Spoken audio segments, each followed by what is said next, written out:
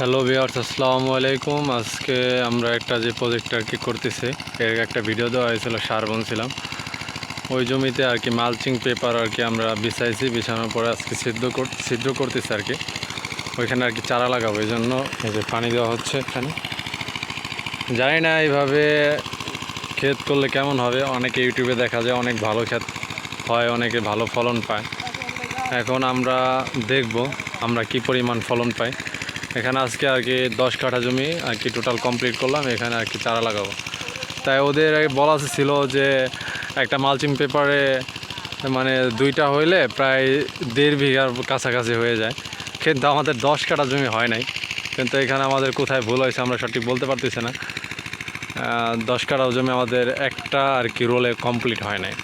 এখন যা দেখা যাচ্ছে যে আমাদের 1.5 বিঘা জমি কমপ্লিট করতে গেলে আমাদের 3টা রোল লাগবেই মাস্ট। টানাটানি করে যেভাবে বলায় টলায় যদি করি, আমার মনে হয় 3টা রোলে ইনশাল্লাহ শেষ করতে পারবো। তাহলে দেখা যাক, চারা লাগানোর পরে আর কি এটা আমরা মরিচ লাগাবো আর কি।